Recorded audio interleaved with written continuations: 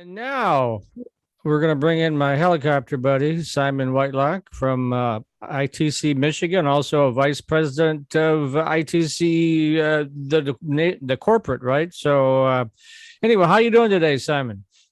Doing well. Thanks, Mike. Thanks for having me. Yeah, we've done a couple of helicopter inspection rides together, and I look forward to those because it's a lot of fun being a helicopter flying very fast, very low over power lines. Does kind of get the heart pumping, you know. So It does. I haven't been for a while either, but to think that we've got folks that do that, routinely as part of their work, it's quite an interesting job. Oh yeah, I watched those guys when they're fixing the various things that are going wrong, and the helicopter's just sort of floating there above the wires, and not my kind of gig, but hey, what the heck, you know? So, although it's not on your question list, I kind of want to flow into it. I've been in your control center a couple of years ago. You gave me the tour there, and certainly sort of carrying on with the theme of cyber attacks. You guys got to be getting attacked all the time, right? Because you're maintaining all these transmission lines all over Michigan and beyond, right? Yeah, the bad guys are definitely constantly on the lookout for, weak spots, and not just our systems, but the entire industry. And I think that's why we've been so focused on cybersecurity for quite a while now. And others are too. We're only as strong as the weakest link, so to speak. So the bad guys keep getting smarter, and we have to get smarter to kind of keep up with them. But we do have a cybersecurity command center where we are constantly monitoring the activity, not just on our network, but externally too, to see what threats are out there and how to best mitigate those threats. Yeah, absolutely. And then the main thing I wanted to bring you on is we've been kind of bringing up various folks that are not real happy with the utilities right now. And I will define that you are not a utility, you're a transmission company, but we're thinking of primarily consumers and DTE. I personally in Ann Arbor, and I know you live in Ann Arbor as well, I have lost power 5 times this summer. And so we've had 3 or 4 other guests on exploring what to do, including some folks from the MPSC. But you guys have, as far as I know, have skated right through this and haven't had any power loss issues, have you? No, we've done quite well, knock on wood. Despite the weather, our systems have performed really well this summer and going back many years. So it's really a result of a lot of maintenance work that we've done on our systems, both routine kind of replacements of aged equipment, as well as putting in new infrastructure to provide a little bit more redundancy in some cases. And then on top of that, just simple things like vegetation management, going back to the blackout of 2003, which was the real cause, was vegetation or lack thereof, management of trees in a transmission corridor in Ohio. So the transmission industry has been at the vegetation work for quite some time. And I think we're seeing the results in our system. We're now top decile, top quartile performer across the country. So we're doing really well here in Michigan. We have a really strong transmission system thanks to 15 plus years of ongoing maintenance. This summer we had a good example of what our work has done, both a capital project as well as some vegetation management on top of it down in Coldwater, Michigan. That work was complete just over the last year. It took us years to get it done, but when those big storms rolled through, had we not have completed one of those projects as well as done the vegetation management work, we would have had several outages on that and that part of our system. So it was sort of a testament to the work that we've done and the work that our planners and our construction and maintenance crews have done over the past while to see that, the fruits of our labor, so to speak, which is reliable transmission system. Yeah. Well, yeah, let's talk about that a little bit, because you are not an electric utility. You don't generate electricity. You also don't cover the so-called last mile from a substation to a residence. So how do you ensure the reliability of your part of the electric grid, which is basically from a major transmission center switching area to like a neighborhood substation? What have you been doing to increase reliability, and what are you telling electric utilities about how to increase reliability? Well, I think the challenge in our business, we're an infrastructure business, and our infrastructure, whether it's ours or a generation or distribution companies, they're meant to last decade after decade. We're talking 50, 60, even more than that, in some cases years. So the challenge is over time to keep doing the maintenance, and then to recognize that at the end of life, things do need to be replaced, but the volume of items, of assets, equipment in the field is so great that it can be hard to keep up with.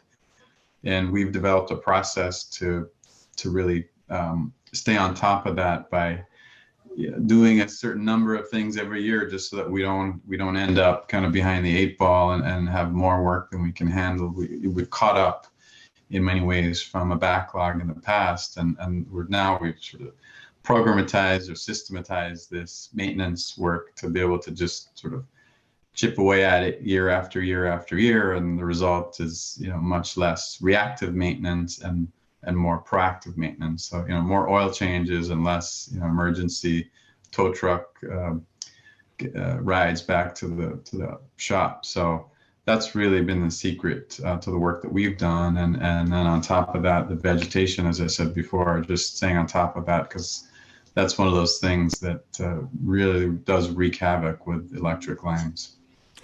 And let's stop for a second. I always assume that people with our guests, they may be the first time they've heard of some of these companies. Let's quickly, ITC, I know you handle, I think last I heard was like 8,500 miles of transmission lines, Michigan and other states. Why don't you quickly touch on that? Yeah, that's a good point. So we're headquartered right here in Michigan, in Novi, and we've been around since 2003, when we first acquired transmission systems from other utilities here in the state, and we've done the same thing in other states. So we've got a footprint not just here in the Lower Peninsula of Michigan, but also in 8 states in the Midwest. So we've got a pretty good perspective when it comes to transmission issues. We don't just see it from a Michigan perspective. We're seeing it from other states, other weather patterns, other sort of policy issues that may be coming up, and I think that gives us a lot of strength. We're transmission only. That's all we do. We don't really have, we're not doing transmission, distribution, and generation like some other utilities do in other parts of the country. So we really think that if we're just transmission, then we ought to do that really, really well. And that's what we've strived to do from day one back in 2003. Okay. Well, moving on to a couple of other topics. I know you've talked about the clean energy future heading our way. What do you see as the future of renewables in Michigan? Well, I think the future of renewables is definitely here.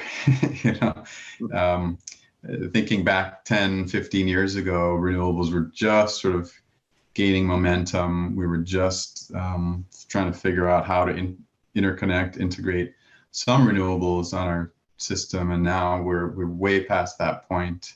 I think we've seen our state, our governor, set some pretty aggressive goals to be carbon neutral. And I think other states are doing the same thing. The utilities themselves are coming up with pretty aggressive goals to retire existing coal plants and replace them with more renewables, solar and wind. And I think we're seeing more of a transition from wind to solar these days, but renewables are renewables. And so I think it's here. One of the challenges that we have is trying to predict the future to a certain extent, because of the length of time it takes for us to plan and then construct new transmission lines. And with this future of more renewables, less base load generation in the form of coal, that really means we need more transmission. But we need to figure out where to put that transmission. And so that's what our planners do. They sort of look out into the future to figure out what is it that we need, when do we need it. And so we're talking, the planning horizon that we're looking at is into the 2030s right now. That's really where we're looking out to see what do we have to start doing today to be ready for 2030 something. Certainly, we got two factors that are going to suck up a lot of electricity. One of them would be electric vehicles. Where we're going to be, I don't know. I mean, that's been a promise for a long time. we did the hybrids. Now you look at GM and Ford; they're just really focused on electric vehicles, so that needs lots of infrastructure in place for that. And of course, the governor just announced last week at Motorbella that she wants to build this. I don't know, I'm not sure what to call it. It's kind of like the old trolley lines, the electrified trolley lines that GM tore up 90 years ago, so we'd have to buy cars. But essentially, she wants to put those back in so that as you're driving along in your electric vehicle, you're continuously getting a charge. And so that eliminates that range issue that's, about 250 is about the maximum that I've seen. So you got those two big things coming up, and I'm sure you're taking a look at that, right? Absolutely. I think you hit the nail on the head when you said range anxiety. So I think what we're trying to do is figure out, with all these new vehicles coming online, I think I've heard there's over 50 new models coming within the next year. The vehicles are coming. The automakers like GM have committed to going EV only by the same time frame, the 2030s. That's only going to drive up demand for electricity, and that will have an effect on our system. And we have to figure that out. At the same time, we have to make sure that we're facilitating the move to EVs by making sure that charging infrastructure is available, whether, beyond the home or business. We're talking larger scale, fast charging. So if you or I were to drive up to Traverse City, we would be comfortable knowing that we could find somewhere to charge on the go that's relatively quick. So we've been working to figure out what's our role in that. How can we help facilitate that? How do we make sure we have our transmission infrastructure in place to make the needed interconnections to the chargers? All right. And then, of course, speaking of infrastructure, I think the vote is this week. I've been jockeying it around, but there's that $1.2 trillion infrastructure bill that Congress may or may not deal with this week. How's that going to impact you guys? Well, I think it's a huge, there's so much in there, but there is a lot of talk about infrastructure, about energy, about transmission even.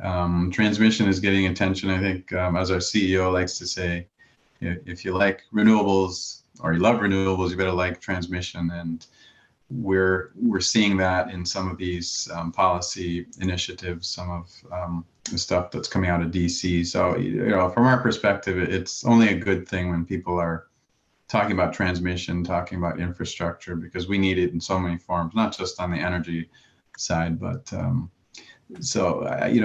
think we're optimistic that we're going to have a good outcome, and but we do recognize that it's quite a process that's taking quite some time. And at the end of the day, if you want to move cheap, clean energy or electricity across the country, then we're going to have to make sure we have the right transmission system in place. And I think having some policy help would be welcomed.